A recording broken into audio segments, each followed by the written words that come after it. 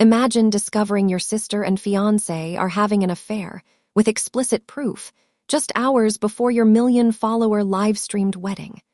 That's Amélie Dubois' nightmare turned weapon. But how she weaponized it for ultimate justice will leave you stunned. Stick around. Thanks, Eliza, for this chance to share.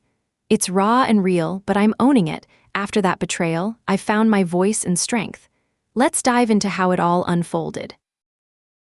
My name is Amélie Dubois, and 3 years ago, I thought I had found my fairy tale. At 23, fresh out of UCLA with a marketing degree and dreams bigger than my studio apartment in West Hollywood, I met Liam Crawford in the most cliché way possible, across a crowded coffee shop in Beverly Hills. He was this golden-haired, blue-eyed California dream with a smile that could sell surfboards to landlocked Midwesterners. I was the French-American girl with amber eyes and a chic light brown bob that my followers would later obsess over, trying to recreate my effortless Parisian vibes in their suburban bedrooms.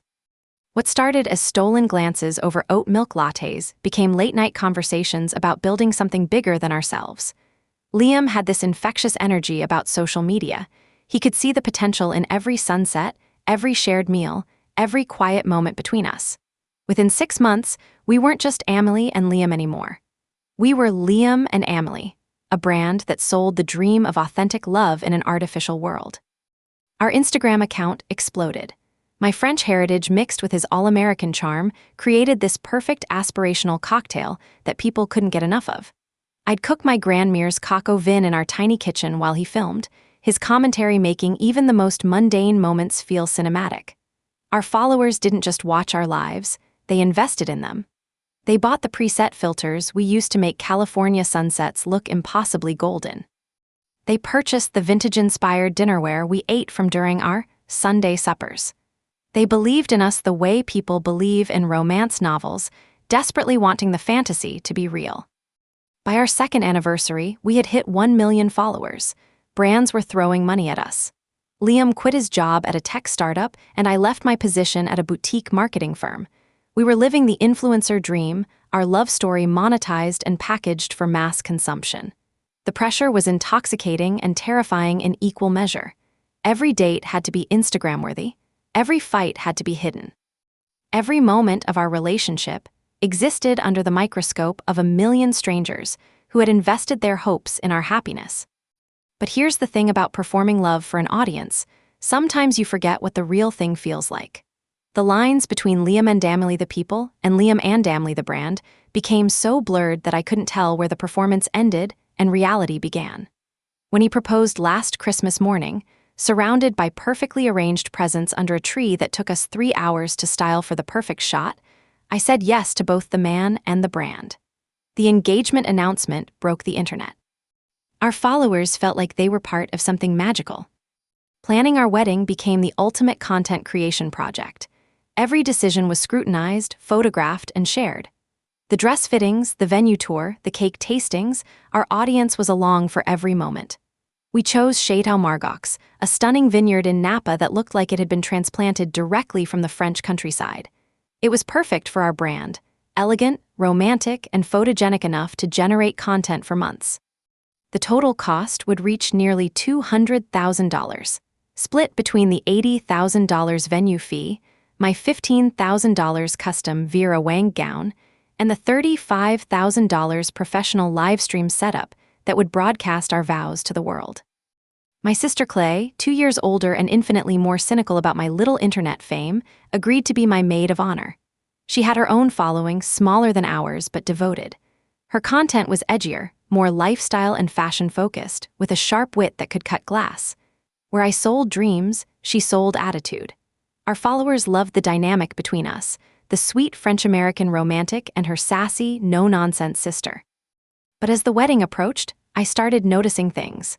Small things at first. The way Liam's eyes would linger on Clay during our planning sessions. How she'd touch his arm when she laughed at his jokes, her fingers staying just a beat too long. The inside jokes they seemed to share, conversations that would stop abruptly when I entered the room. I told myself I was being paranoid, that the stress of planning a wedding for a million-person audience was getting to me. The brand had to be perfect, the love had to be perfect, and perfect things, I was about to learn, are usually the most fragile of all. The first real crack in my perfect facade appeared 6 weeks before the wedding. Liam had always been attached to his phone. It was part of our job, after all. But lately, his behavior around it had become almost secretive.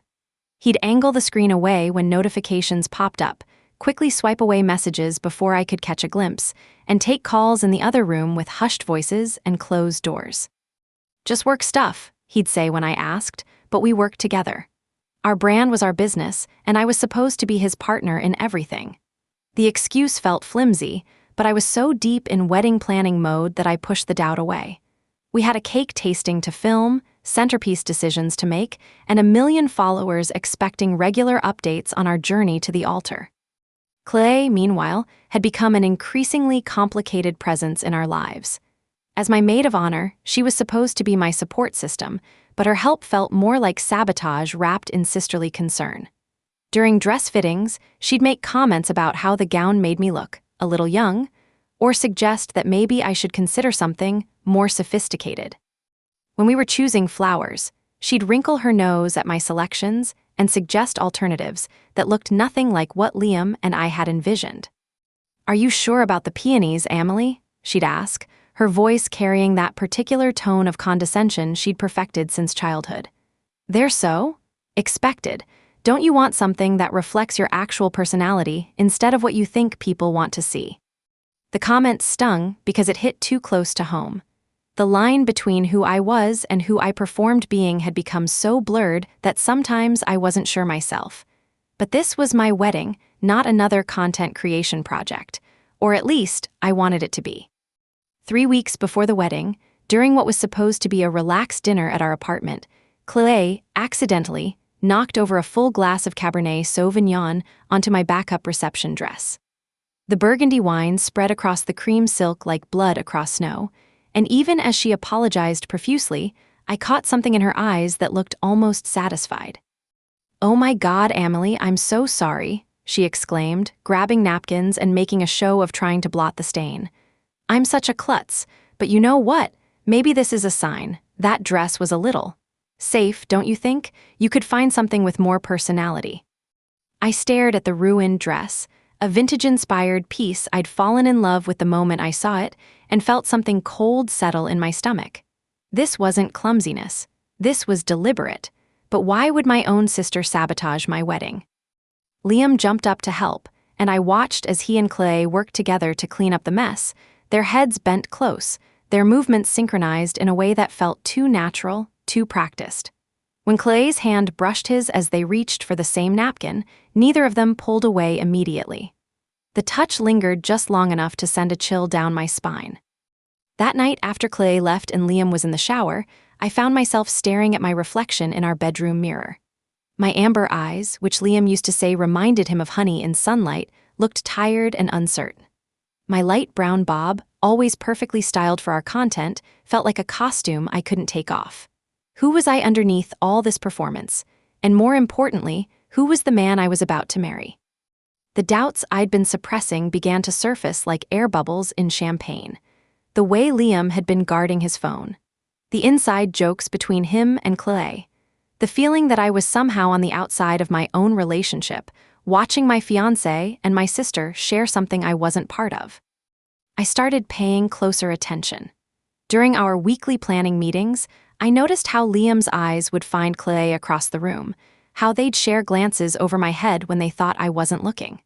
When we filmed content together, the three of us, there was an energy between them that felt electric in a way that made me feel like a third wheel in my own relationship.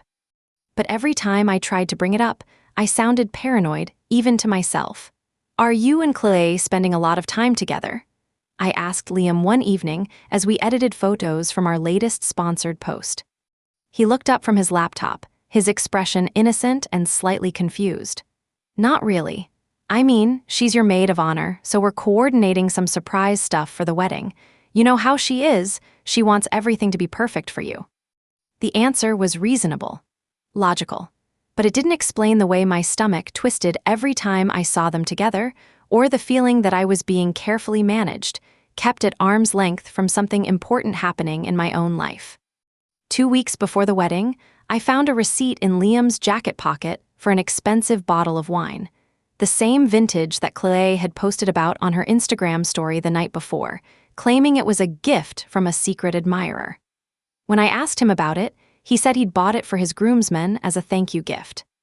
But there had only been one bottle on the receipt. The night before our wedding should have been magical.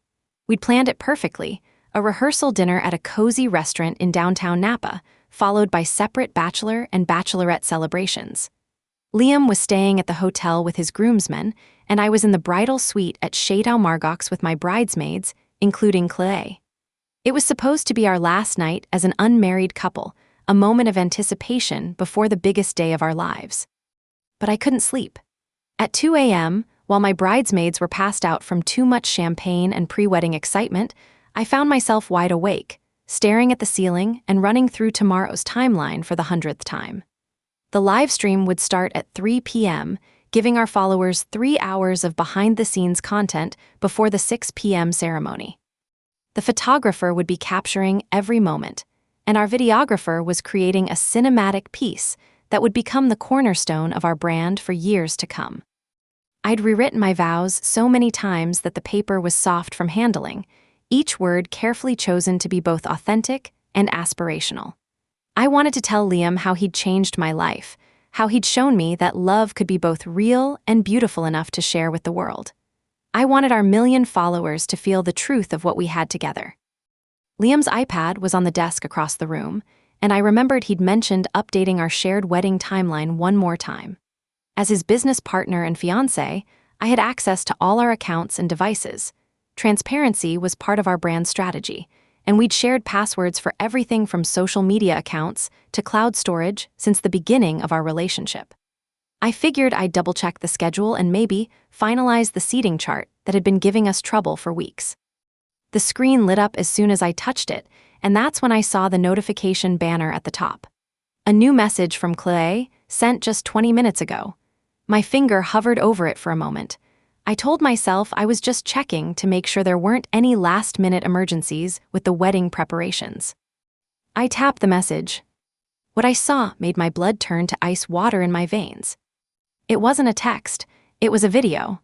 30 seconds that destroyed 3 years of my life in the time it takes to brew a cup of coffee. There was my sister, wearing the turquoise silk robe I'd given her as a bridesmaid gift, the one embroidered with Maid-Of-Honor in elegant script. She was looking directly into the camera with an expression I'd never seen before, raw, hungry, and utterly without shame. Her voice, when she spoke, was barely recognizable. "I can't stop thinking about tonight," she purred, her fingers trailing along the silk belt of the robe. "Tomorrow you'll be her husband, but right now you're still mine. I know you want me as much as I want you. I can see it in the way you look at me when she's not watching. When you're kissing her tomorrow, when you're pretending to be the perfect groom, remember how I felt underneath you just hours before." The video continued, becoming increasingly explicit as Chloe described in graphic detail what she wanted Liam to do to her, what she wanted to do to him. She referenced specific things, the way he touched her, sounds he made, intimate details that could only come from direct experience. These weren't fantasies, they were memories. "Come to my room," she begged, her voice breathless with desire. "Give me one more night before you belong to her forever. I need to feel you inside me one last time. I need you to make me scream your name while she's sleeping just down the hall, dreaming about her perfect wedding day." But it was her final words that shattered me completely.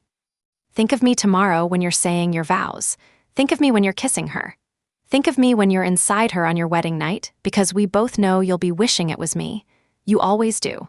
Even when you tell her you love her, we both know who you're really thinking about." The video ended with her blowing a kiss at the camera, and I realized I was holding my breath, my lungs burning as if I'd been underwater. The iPad slipped from my numb fingers, clattering onto the hardwood floor of the bridal suite. This wasn't a one-time mistake. This wasn't a moment of weakness or wedding stress. The casual way Chloe referenced tonight and one more night made it clear this had been going on for a while.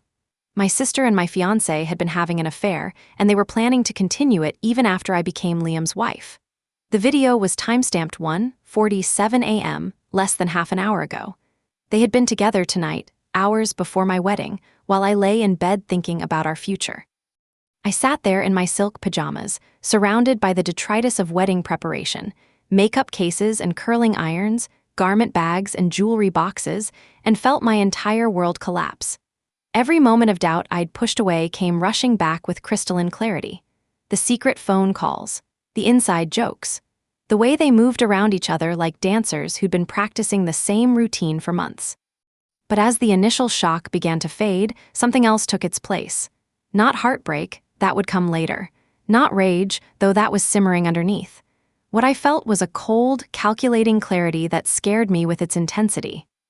I picked up the iPad and watched the video again, this time with the detached focus of someone analyzing a business problem. Clay had sent this 23 minutes ago. It was now 2:30 a.m. Liam hadn't responded yet, but the read receipt showed he'd seen it. My wedding was in 16 hours. 300 guests were already at the hotel, including several high-profile influencers and content creators who would be documenting every moment. 1 million followers were expecting to watch the culmination of our love story. Vendors had been paid, flowers had been arranged, and a videographer was ready to capture what was supposed to be the happiest day of my life. I could call it off. I could wake up my bridesmaids, tell them the truth, and watch our empire of carefully curated happiness crumble in real time. I could let Clay and Liam destroy not just my heart, but everything I'd built over the past 3 years. Or I could do something else entirely. I opened my laptop and began typing an email to Mark, our AV technician. The subject line read, "Urgent, video change for reception." "Hi Mark, slight change of plans. Liam and I have a fun surprise blooper reel we want to play instead of the sentimental, our love story video during the reception. Please swap in the attached file. It's a surprise for everyone, including the wedding party. Thanks so much, Amélie." I attached Clay's video and hit send before I could second-guess myself. The next 12 hours were the most surreal of my life. I had to perform the role of blissful bride-to-be while every cell in my body screamed with the knowledge of what Liam and Clay had done to me. But somewhere in the darkness of that revelation, I'd found something I didn't know I possessed. The ability to think strategically even when my world was burning down around me. Mark's response came back within minutes. "No problem, sounds like it'll be hilarious. Can't wait to see everyone's reaction." If only he knew. I deleted the message thread from Liam's iPad and slipped it back onto the desk exactly where I'd found it. Then I lay in bed, staring at the ceiling, and planned my next 16 hours with the precision of a general preparing for battle. The first challenge was my face. When my bridesmaids woke up at 8 a.m., chattering excitedly about mimosas and getting ready, I had to look like a woman on the happiest day of her life, not someone who discovered her entire relationship was built on lies. I'd been performing for cameras for 3 years. This was just another role to play. "Amélie," squealed Jessica, my college roommate and bridesmaid. "It's your wedding day, how are you feeling?" I manufactured the brightest smile I could manage. "Like I'm living in a dream," I said, and it wasn't entirely a lie. This did feel like a dream, specifically, the kind where you're falling from a great height and can't wake up. Clay emerged from the bathroom already dressed and perfectly made up, her dark hair styled in an elegant updo that complemented her emerald silk bridesmaid dress. She looked radiant, glowing with the kind of satisfaction that I now understood came from getting exactly what she wanted. There were faint marks on her neck that she'd covered with concealer, but I knew what to look for now. "Good morning, beautiful bride," she said, moving to hug me.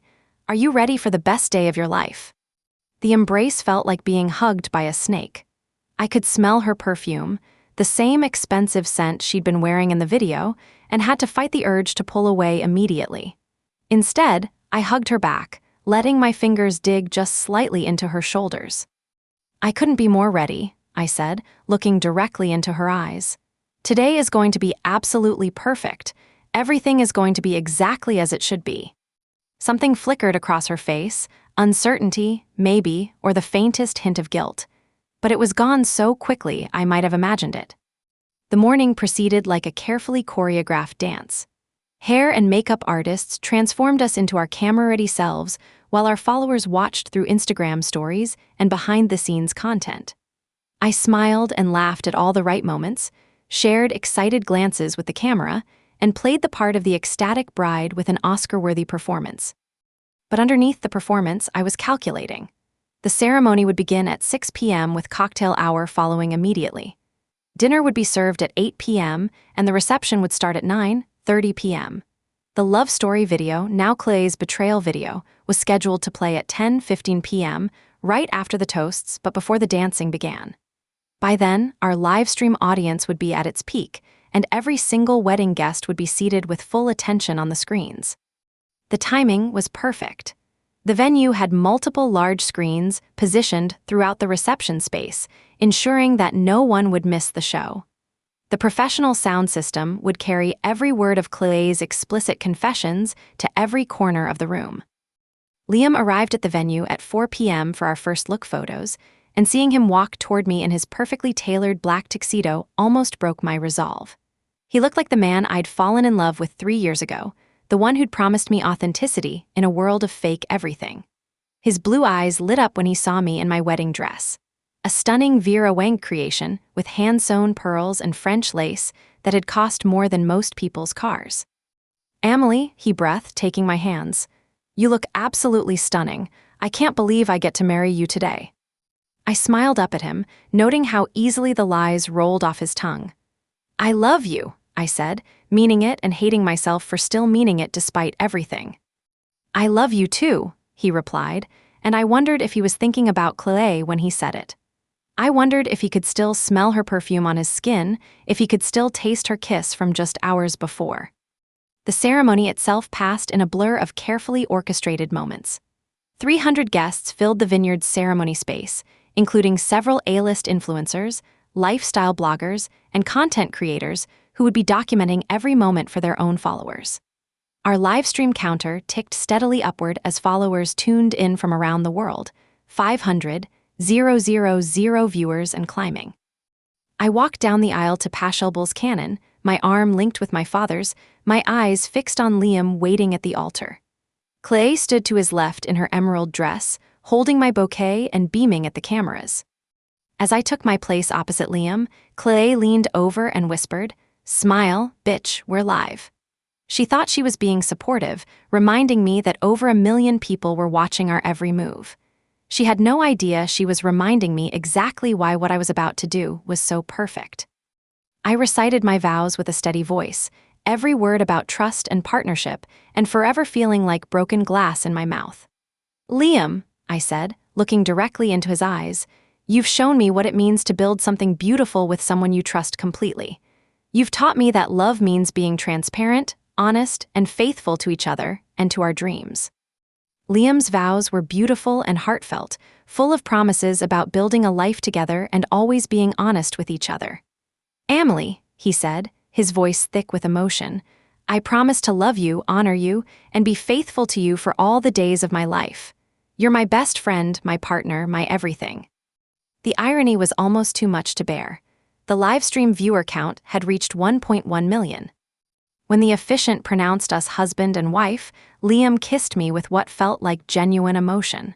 For a split second, I wondered if I was making a mistake. Maybe the video was old. Maybe it was a one-time thing.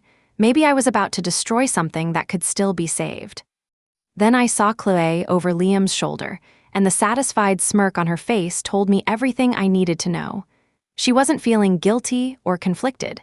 She was pleased with herself, confident that she'd gotten away with it. The cocktail hour and dinner passed smoothly, our guests mingling and celebrating while photographers captured every moment for posterity and content. I played my part perfectly, glowing and gracious, the picture of bridal happiness. During dinner, I made sure to capture plenty of content with Chloe, sisters laughing together, sharing inside jokes, the perfect family dynamic that our followers loved. "I'm so happy for you," she said during one of our filmed moments, squeezing my hand across the table. "You deserve all of this happiness." "Thank you for being such an amazing sister," I replied, squeezing back just a little too hard. "I couldn't have done any of this without you." But underneath my smile, I was counting down the minutes until 10:15 p.m. The livestream viewer count had peaked at 1.4 million people, the largest audience we'd ever had. At 10:10 p.m., our MC tapped his microphone and called for everyone's attention. Ladies and gentlemen, Liam and Amélie would like to share a special video showing how their incredible love story began. I felt Liam's hand squeeze mine under the table. Around us, our guests settled into their chairs, wine glasses in hand, ready to be entertained by our romantic journey. On the live stream, comments flooded in with heart emojis and excited messages from followers who'd been with us since the beginning. The lights dimmed, the screens flanking the dance floor flickered to life. And then my sister's face filled every screen in the room, wearing the turquoise silk robe I'd given her, looking directly into the camera with naked desire as she begged my husband to betray me. The first 5 seconds happened in complete silence. Our 300 guests were expecting to see cute photos of Liam and me on our first date, maybe some behind-the-scenes footage from our early content creation days.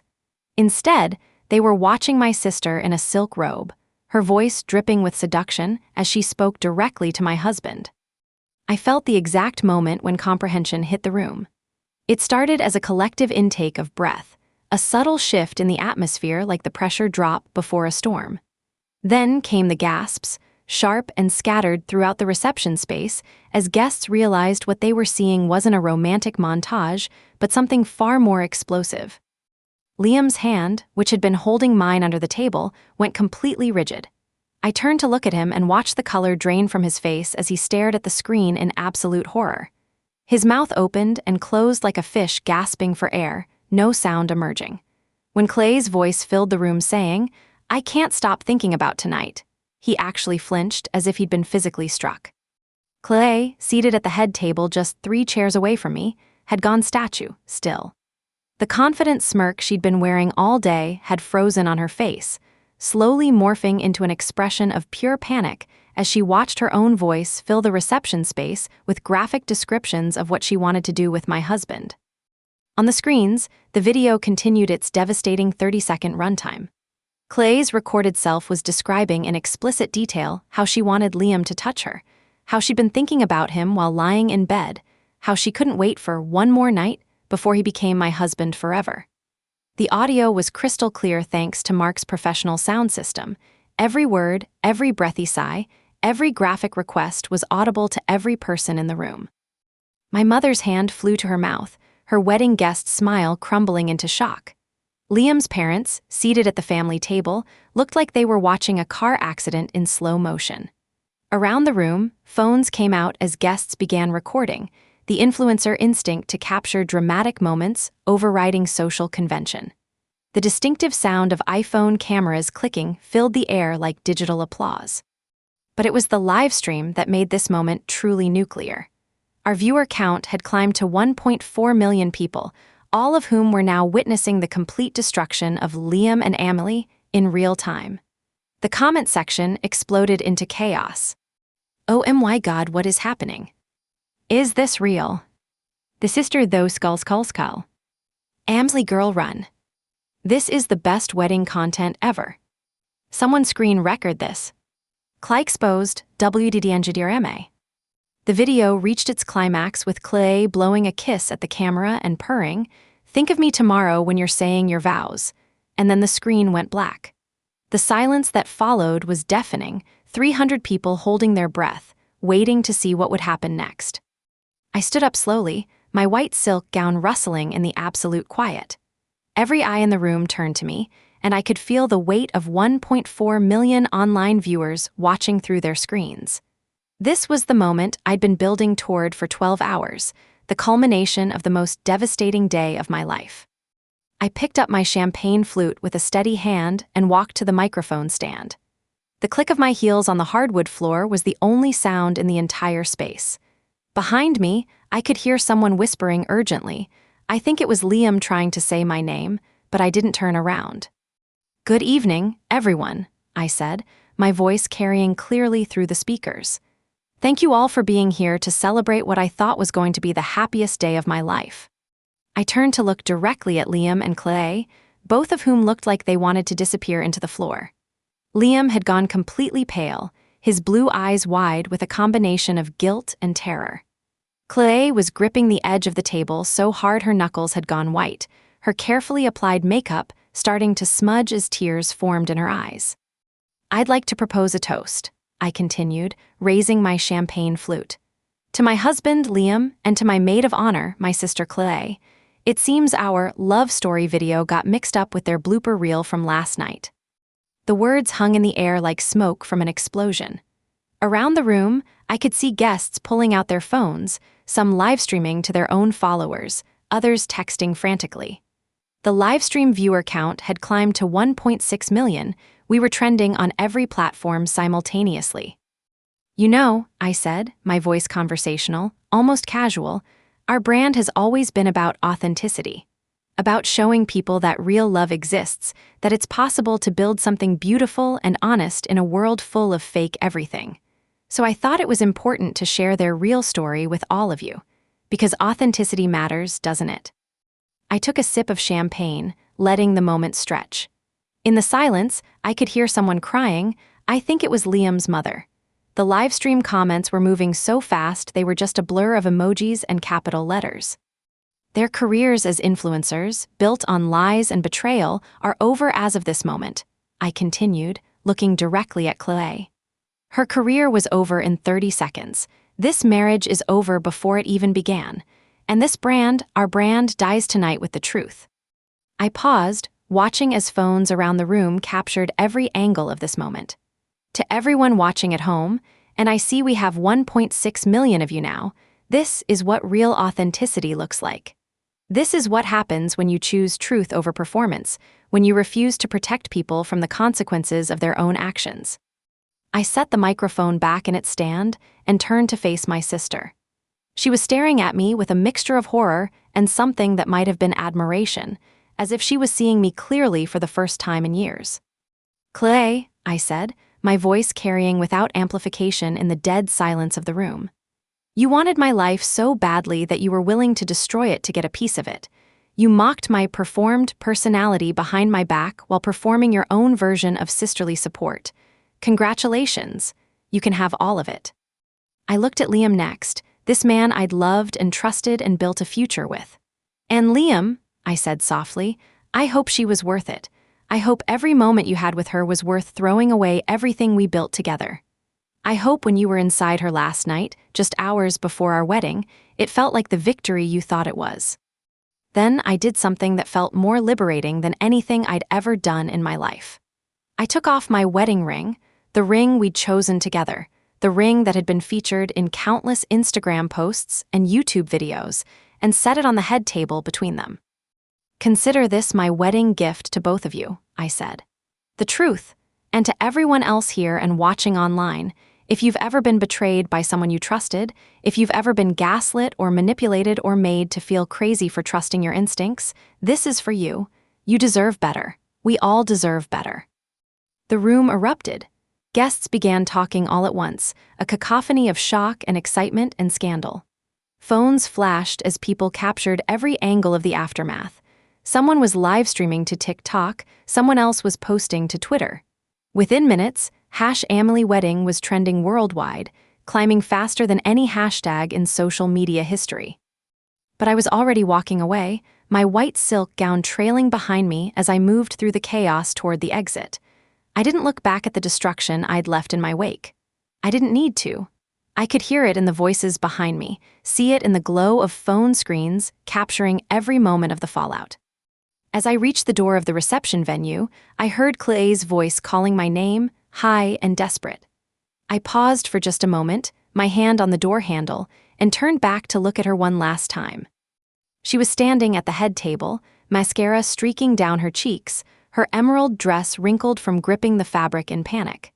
She looked smaller than I'd ever seen her, diminished by the weight of her own actions. "Amélie, please," she called out, "let me explain." I smiled at her, a real smile this time, not the performed happiness I'd been wearing all day. "There's nothing to explain, Chloe," I said. "You showed everyone exactly who you are. In 30 seconds, you destroyed 3 years of your own work. I just gave you the audience you deserved." And then I walked out into the cool Napa Valley night, leaving behind the wreckage of my wedding, my marriage, and my old life. Behind me, I could hear the chaos continuing, voices raised in shock and excitement, phones clicking as the moment was documented from every possible angle. The internet had broken, just as I'd planned. But so had the chains that had been binding me to a life that was never really mine. The first 24 hours after the wedding were unlike anything I could have imagined. I drove straight from Chateau Margaux to a small boutique hotel in Sonoma, still wearing my wedding dress because I hadn't packed anything else. The desk clerk took one look at me, mascara slightly smudged, designer gown, no luggage, and didn't ask any questions beyond whether I needed the room for one night or several. Several, I said, definitely several. I spent that first night sitting on the hotel room floor in my $15,000 wedding dress, watching my phone explode with notifications. The internet had indeed broken, just as I'd predicted. Amélie wedding was the #1 trending topic on Twitter, TikTok, and Instagram. The video of my toast had been screen recorded by dozens of wedding guests and was spreading across every social media platform faster than I could track. But it wasn't just the scandal that was going viral, it was the way I'd handled it. Comments poured in from women around the world who saw something powerful in my response to betrayal. The way she stayed calm and delivered that speech, iconic. This is what self-respect looks like. She really said, if you want my life, you can have the consequences too. The sister's face when she realized she was exposed to 1.6 million people. Priceless. I've been cheated on, and I wish I had her courage. Queen behavior crown. By morning, the story had been picked up by major entertainment news outlets. Influencer bride exposes sister's affair at wedding reception, read one headline. The wedding toast that broke the internet, read another. My phone was ringing constantly with interview requests from talk shows, podcasts, and magazines. Producer emails flooded my inbox with offers for reality shows, documentaries, and book deals. I turned it all off and ordered room service. Liam tried to reach me through every possible channel. He called, texted, emailed, and even showed up at my apartment building, but I'd already asked my neighbor to collect my mail and had no intention of going back there anytime soon. Through mutual friends, I heard that he was devastated and wanted to explain everything and make things right. He'd posted a rambling Instagram story about misunderstandings and not being the man he wanted to be, but the internet was unforgiving. His follower count plummeted from 1.2 million to under 200,000 in 3 days. Clay's response was more predictable. She went into full damage control mode, posting a lengthy Instagram story about misunderstandings and taken out of context and family loyalty. But the internet is unforgiving, especially when the evidence is a 30-second video of someone explicitly begging for sex with their sister's fiancé. Her follower count plummeted from 400,000 to under 50,000 in 3 days. Brand partnerships were canceled. Sponsors pulled out. Her carefully curated influencer career evaporated like morning mist. The irony wasn't lost on me. She'd spent years building her online presence, and I'd destroyed it in the time it takes to soft-boil an egg. But the most unexpected part of the aftermath was how it felt to be free. For 3 years, every moment of my life had been performed, curated, and optimized for content. I'd forgotten what it was like to eat a meal without photographing it, to watch a sunset without calculating its Instagram potential, to have a private moment that wasn't shared with a million strangers. On my 3rd day at the hotel, I walked into the lobby wearing jeans and a sweater I'd bought at a local boutique, the first clothes I'd purchased in years that weren't chosen for their photogenic qualities. My light brown bob was growing out, unstyled and natural for the first time in months. The desk clerk, who'd been discreetly respectful of my dramatic arrival, smiled at me. "You look different," she said, "lighter." She was right. I felt like I'd been carrying a weight I didn't even realize was there until I set it down. The pressure to be perfect, to maintain the illusion, to perform happiness even when I wasn't feeling it, all of it was gone. I was just Amélie again, not half of a brand or a character in a social media story. I spent a week in Sonoma, hiking through vineyards and reading books that weren't related to content creation or brand building. I ate at restaurants without checking their Instagram aesthetic and bought flowers simply because they smelled good, not because they would photograph well. It was the most peaceful week I'd had in years. But eventually, I had to face the practical realities of my new life. The Liam and Amélie brand was dead, but that had been my primary source of income for 3 years. Our joint accounts were frozen pending divorce proceedings, and while I had some personal savings, I needed to figure out what came next. The answer came from an unexpected source. The thousands of messages I'd received from women who'd been inspired by my response to betrayal. They weren't just congratulating me on my dramatic exit. They were asking for advice, sharing their own stories of infidelity and gaslighting, and suggesting that I use my platform to help other women in similar situations. "You showed us what it looks like to choose yourself," one message read. "Please don't disappear. We need voices like yours." Another said, "I stayed with my cheating husband for 5 years because I was afraid of the scandal. Watching you walk away gave me the courage to file for divorce. My sister has been undermining me for years, and I never called her out because family. You showed me that protecting toxic people isn't loyalty, it's enabling." I realized I had something valuable that went beyond brand partnerships and sponsored content. A story that mattered. Not the fake perfection I'd been selling, but the real, messy, powerful truth of what it looks like to refuse to accept betrayal. 3 weeks after my wedding, I posted my first solo Instagram video. I was sitting in my new apartment, a small one-bedroom in San Francisco, far from the Hollywood glamour of my old life, wearing no makeup and speaking directly to the camera. "Hi," I said simply. "For those who don't know me, I'm the woman who played her sister's sex tape at her own wedding reception 3 weeks ago. And for those wondering what comes next, I'm figuring that out too." The video got 2.3 million views in the first day. My parents had struggled with the aftermath more than I'd expected. They'd been proud of my success as an influencer, and the public nature of the scandal had embarrassed them in their social circles. My mother, in particular, had a hard time understanding why I'd chosen such a dramatic response instead of handling things privately. "You could have just called off the wedding," she'd said during one of our early post-scandal conversations. "Did you have to humiliate the entire family?" "I didn't humiliate anyone, Mammon," I'd replied, using the French endearment that reminded us both of my heritage and the strength that came with it. I revealed the truth. Clay and Liam humiliated themselves. It had taken months, but my parents were slowly coming to terms with what had happened. My father, especially, had begun to express something that sounded like pride in how I'd handled the situation. 6 months later, I was sitting in a coffee shop in San Francisco's Mission District, my light brown hair now grown out to shoulder length. I'd decided to let it grow naturally during my recovery, a small act of rebellion against the perfectly maintained image I'd worn like armor for years. My amber eyes were bright with something I'd almost forgotten I was capable of feeling: genuine happiness. My laptop was open in front of me, and I was editing a podcast episode for Truth and Consequences, the show I'd started 3 months after my wedding disaster. What had begun as a way to process my own experience had evolved into something much larger.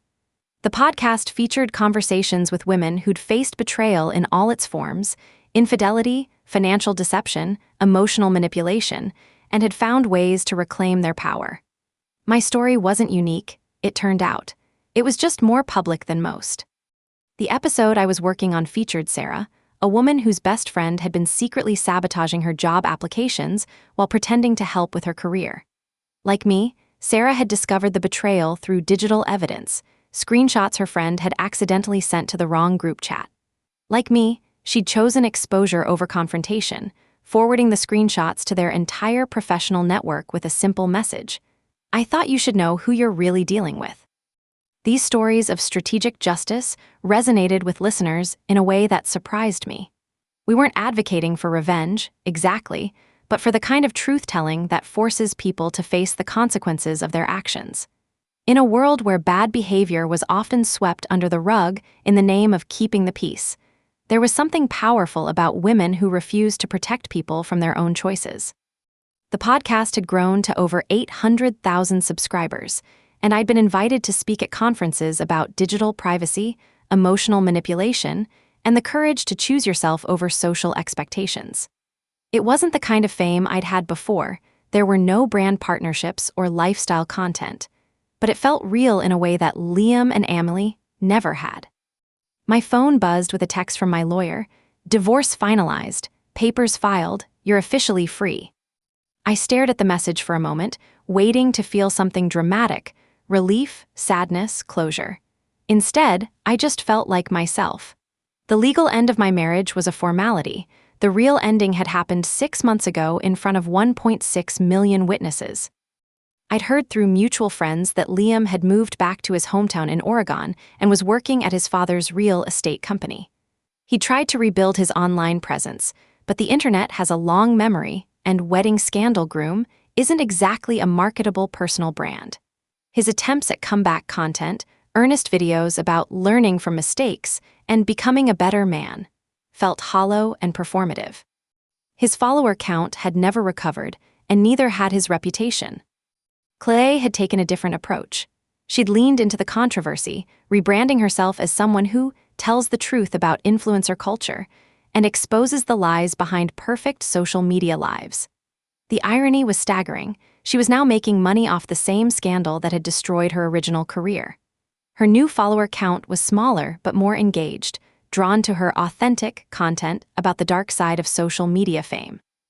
I found it darkly amusing that she was profiting from authenticity while still being fundamentally dishonest about her role in our family's destruction. But that was Clay's choice to make, and the consequences to live with. My parents had struggled with the aftermath more than I'd expected. They'd been proud of my success as an influencer, and the public nature of the scandal had embarrassed them in their social circles. My mother, in particular, had a hard time understanding why I'd chosen such a dramatic response instead of handling things privately. "You could have just called off the wedding," she'd said during one of our early post-scandal conversations. "Did you have to humiliate the entire family?" "I didn't humiliate anyone, Mammon," I'd replied, using the French endearment that reminded us both of my heritage and the strength that came with it. I revealed the truth. Clay and Liam humiliated themselves. It had taken months, but my parents were slowly coming to terms with what had happened. My father, especially, had begun to express something that sounded like pride in how I'd handled the situation. "You have courage," he'd told me recently, "more than I think I would have had in the same situation." As I sat in the coffee shop, putting the finishing touches on Sarah's episode, I reflected on how much my life had changed. 6 months ago, I'd been performing happiness for an audience of strangers while my real life crumbled in private. Now I was building something based on truth, however uncomfortable that truth might be. My phone rang, interrupting my editing. The caller ID showed a number I didn't recognize, but I'd learned to answer unknown calls since starting the podcast. Sometimes they were from women who'd heard their own stories reflected in my content and wanted to share their experiences. "Hello, this is Amélie," I answered. "Hi," said a nervous voice on the other end. "My name is Rachel, and I think I need your help. I just found out my fiancé has been cheating with my cousin, and our wedding is in 2 weeks. I don't know what to do." I closed my laptop and gave Rachel my full attention. This was why I'd started the podcast, why I'd chosen to turn my own disaster into something that could help other women. Not for revenge or drama, but for the simple, powerful act of refusing to let betrayal win. "Tell me everything," I said, "and then let's figure out how you want to handle this." As Rachel began her story, I looked out the coffee shop window at the San Francisco street scene, real people living real lives, messy and complicated and authentic. 6 months ago, I'd thought my life was over when my perfect wedding became a public disaster. I'd been wrong, my life had just begun. The woman who'd walked down that aisle in Napa had been performing a role, trying to be the perfect bride in the perfect love story for the perfect audience. The woman sitting in this coffee shop, helping another woman navigate betrayal and find her own strength, was someone I actually liked being. My amber eyes, which Liam had once compared to honey in sunlight, now reflected something more valuable than beauty. They reflected truth. And that, I'd learned, was worth more than 1 million followers could ever be. The internet had broken that night 6 months ago, but so had the chains that had been binding me to a life that was never really mine. In the wreckage of Liam and Amélie, I'd found something infinitely more precious: myself. And that was a story worth telling. As Rachel continued sharing her story of betrayal and confusion, I found myself thinking about all the women who'd reached out since my wedding disaster, hundreds of them, each with their own version of the same story. Partners who cheated, friends who betrayed, family members who chose cruelty over loyalty. And in each case, women who'd been told to keep the peace, to be the bigger person, to protect others from the consequences of their own actions. The thing is, Rachel was saying, everyone keeps telling me I should handle this quietly. That making a scene will only hurt me in the long run, but I'm so tired of protecting people who don't protect me. Then don't, I said simply. You don't owe anyone protection from the truth, you don't owe anyone a comfortable lie, and you certainly don't owe anyone a wedding built on betrayal. I could hear her crying softly on the other end of the line, and I remembered that feeling, the relief of having someone tell you that your anger was justified, that your pain mattered, that you had the right to choose yourself. What you do next is entirely up to you, I continued. But whatever you choose, make sure it's what you can live with. Make sure it's what the woman you want to become would do. Because at the end of the day, you're the one who has to look at yourself in the mirror. After we hung up, I opened my laptop and began typing a new blog post for my website. The title read, 6 months later, what I've learned about truth, consequences, and the courage to choose yourself. Because that's what this was really about. Not revenge, not drama, not even justice, exactly. It was about the radical act of choosing yourself when everyone else expects you to choose them. It was about refusing to be complicit in your own betrayal. It was about understanding that sometimes the most loving thing you can do is refuse to enable someone's worst behavior. The post would go viral, just like everything else I'd written since the wedding. But this time, I wouldn't be performing for the audience. I'd be speaking to them, woman to woman, truth to truth, strength to strength. And somewhere out there, another woman would read it and realize she didn't have to protect people who wouldn't protect her. She'd realize she had choices. She'd realize she had power. And maybe, just maybe, she'd choose herself. That was legacy enough for me. Amélie, your story of turning a curated fairy tale into a raw expose of betrayal teaches us the power of truth in a performative world. It frees us from illusions and empowers real change. In facing infidelity head-on, you remind us all that authenticity can heal and inspire. Thank you. I'm Eliza Quinn, and remember, here on Wedding Day Justice, veils off, justice on.